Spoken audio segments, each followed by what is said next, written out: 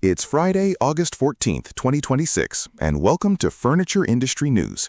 Today, we're talking about a number that undercuts 3 weeks of good news, a trademark lawsuit with a familiar defendant, 4 bedding companies living in the same soft market with 4 very different outcomes, and a department store that just became the latest name leaning on a tariff refund. Let's start with that number. The government's own advance estimate for July puts furniture and home furnishing store sales at $11.35 billion, seasonally adjusted, down 1.2% from a year ago. It is the only measured category in the report that fell year over year, and it comes 1 month after the category had pulled roughly even with last year's pace. Year to date, the category has logged $76.89 billion, unadjusted, 1.7% behind last year. Total retail sales for July came in at $763.6 billion, up 5% from a year ago, while gas stations, miscellaneous stores, sporting goods, and building material dealers all posted bigger year-over-year gains than furniture. Here's why that number matters more than it might seem. Our August 11th episode cited a different tracker, the CNBC and National Retail Federation Retail Monitor, which showed furniture and home furnishing stores up 2.71% year-over-year, unadjusted, for that same month of July. The government's own adjusted estimate points the other direction for July, and its unadjusted year-to-date figure still shows the category behind last year.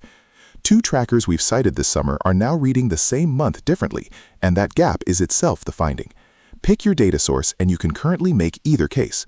What isn't in dispute is the pattern underneath it.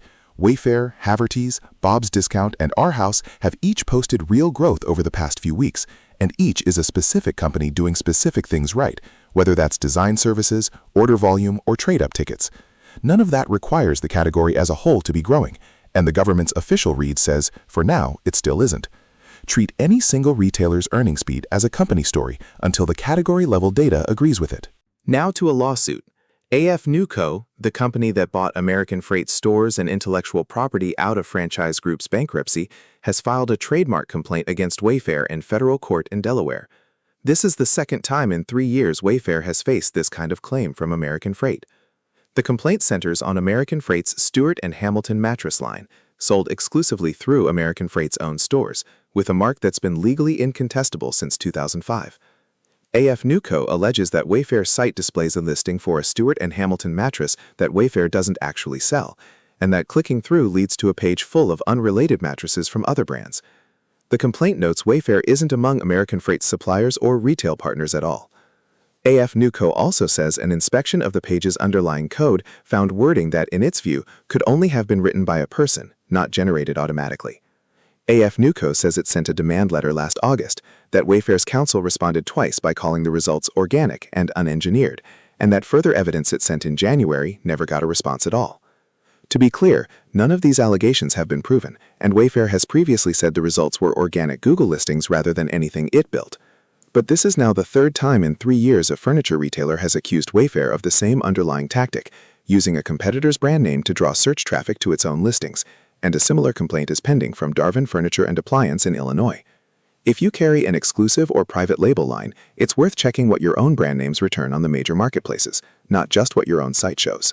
Sticking with AF Newco for a moment, its reach goes beyond American Freight.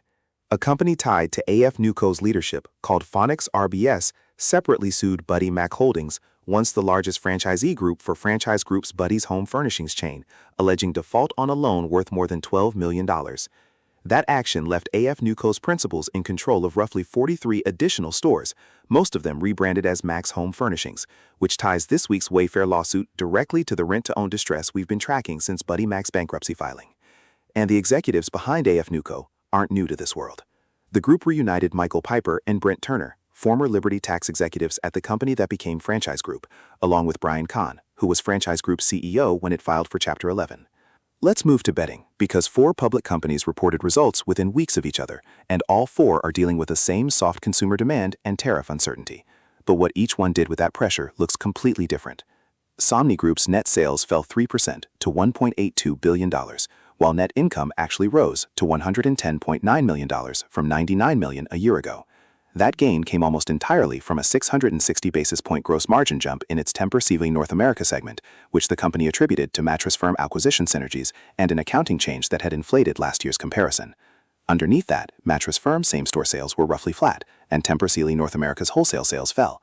Somni Group also added $1.2 billion in new credit and a $510 million revolver last month, ahead of its pending acquisition of Leggett & Platt, expected to close in the third quarter. Leggett & Platt had a tougher quarter.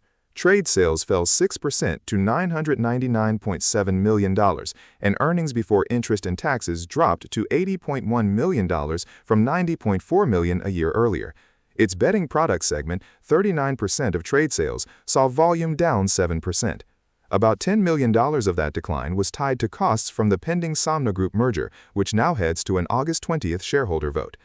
Leggett's balance sheet, with $545.8 million in cash against $1.5 billion in long-term debt, remains the strongest of the four companies we're covering today.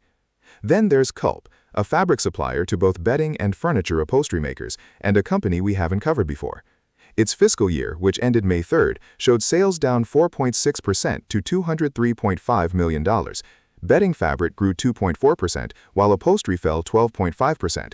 The full-year net loss narrowed to $10.2 million from $19.1 million after the company closed a bedding plant in Quebec, shifted weaving to a Turkish supply partner, and folded its bedding and upholstery divisions into one operating structure. The fourth quarter showed sales up about 6%, though gross margin actually fell, and the quarterly net loss ticked up slightly. Culp sits one rung upstream from the other three, supplying fabric to both bedding and furniture makers, which makes it a genuine bellwether worth watching. Finally, Purple. Revenue fell 6.5% to $98.3 million, but gross margin expanded to 45.2% from 40.5%, and the operating loss narrowed sharply. Purple's own store sales rose 16.6%, while wholesale fell about 19%. Here's the detail worth sitting with. Purple's quarterly filing again carries a going concern note tied to a $659.1 million accumulated deficit, and the company is leaning on a $137.2 million loan at roughly 14% effective interest from Coliseum Capital Partners. That's the investment vehicle tied to Purple's own board chairman. So read these four bedding companies side by side, and the lesson is that a soft market is not one story. Somni Group is proving scale and an acquisition can manufacture a margin story even while sales shrink. Leggett is absorbing the squeeze as the industry's largest component supplier. Culp is a real bellwether whose top line is recovering faster than its bottom line, and Purple is proving that improving unit economics and a going concern warning can coexist, with its most important lender also sitting on its own board. Before we wrap on retail earnings, a quick note on domestic manufacturing. With foreign-owned investment pouring into new American factories, we talked to executives at several legacy domestic manufacturers who say they're not worried because they believe they're competing on a different basis entirely. Fairfield Chair's Dixon Mitchell pointed to more than 105 years of manufacturing experience and a culture built around continuous improvement.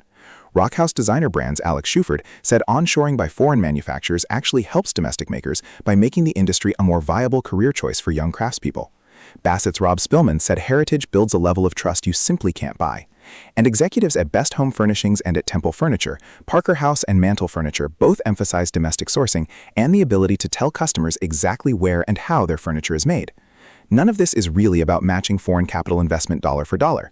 It's about what that capital can't buy on day one: heritage, speed of customization, and a story that a brand new factory simply doesn't have yet. Last on our main stories, Dillard's.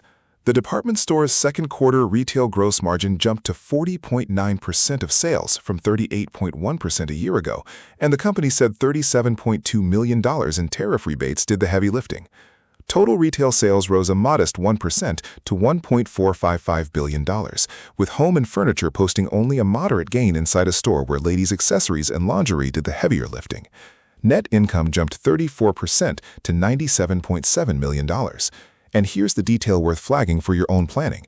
Dillard's said explicitly it does not expect any more significant tariff refunds going forward. This is at least the sixth company we've covered this summer where a reported margin gain leans on a tariff refund rather than the underlying business. When that tailwind rolls off across the sector, whichever companies grew comps on their own merits will be the ones still showing margin gains next year. A few quick items before we go. The National Association of Realtors said existing home sales rose 0.7% year-over-year in July, even as the median price climbed for a 37th straight month to $434,100. Affordability actually improved in every region, though, thanks to mortgage rates easing to 6.54%.